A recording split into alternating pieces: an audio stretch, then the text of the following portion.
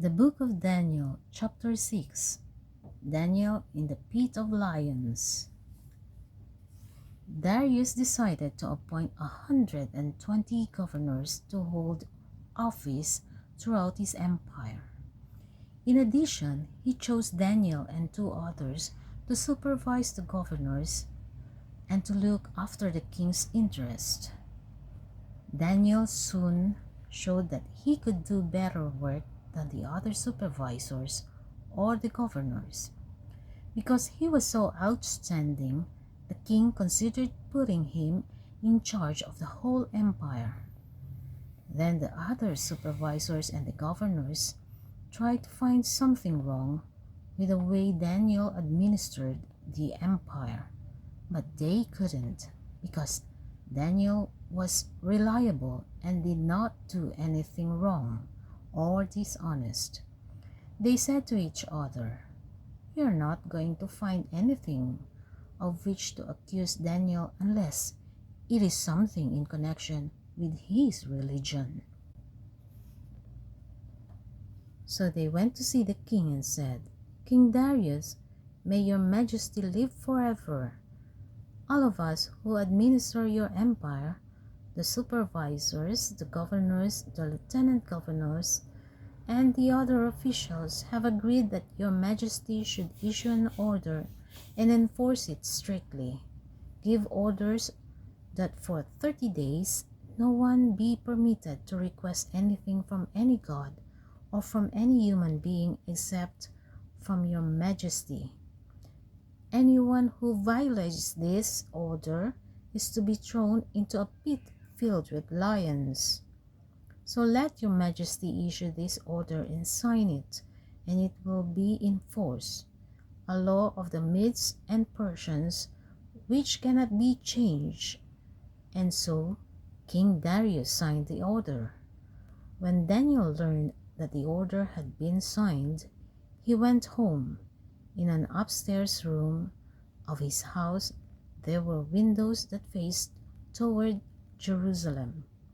There, just as he had always done, he knelt down at the open windows and prayed to God 3 times a day. When Daniel's enemies observed him praying to God, all of them went together to the king to accuse Daniel. They said, "Your Majesty, you signed an order that for the next 30 days anyone who requested anything from any god or from any human being except you would be thrown into a pit filled with lions." The king replied, "Yes, that is a strict order, a law of the Medes and Persians which cannot be changed." Then they said to the king, "Daniel, one of the exiles from Judah, does not respect your majesty or obey the order you issued. He prays regularly 3 times a day." When the king heard this, he was upset and did his best to find some way to rescue Daniel. He kept trying until sunset. Then Daniel's enemies came back to the king and said to him, "Your majesty knows that according to the laws of the Medes and Persians, no order which the king issues can be changed." So the king gave orders for Daniel to be taken and thrown into the pit filled with lions.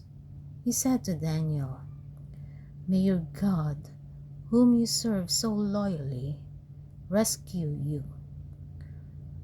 A stone was put over the mouth of the pit, and the king placed his own royal seal and the seal of his noblemen on the stone, so that no one could rescue Daniel. Then the king returned to the palace and spent a sleepless night without food or any form of entertainment. At dawn, the king got up and hurried to the pit. When he got there, he called out anxiously, "Daniel, servant of the living God, was the God you serve so loyally able to save you from the lions?" Daniel answered, "May your majesty live forever. God sent his angel to shut the mouths of the lions so that they would not hurt me. He did this because he knew that I was innocent and because I have not wronged you, your majesty." The king was overjoyed and gave orders for Daniel to be pulled up out of the pit. So they pulled him up and saw that he had not been hurt at all, for he trusted God.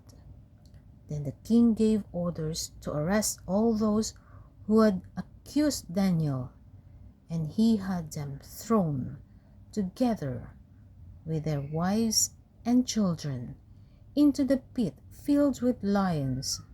Before they even reached the bottom of the pit, the lions pounced on them and broke all their bones. Then King Darius wrote to the people of all nations, races, and languages on earth, "Greetings. I command that throughout my empire, everyone should fear and respect Daniel's God. He is a living God, and he will rule forever. His kingdom will never be destroyed, and his power will never come to an end. He saves and rescues. He performs wonders and miracles in heaven and on earth. He saved Daniel from being killed by the lions. Daniel prospered during the reign of Darius and the reign of Cyrus the Persian."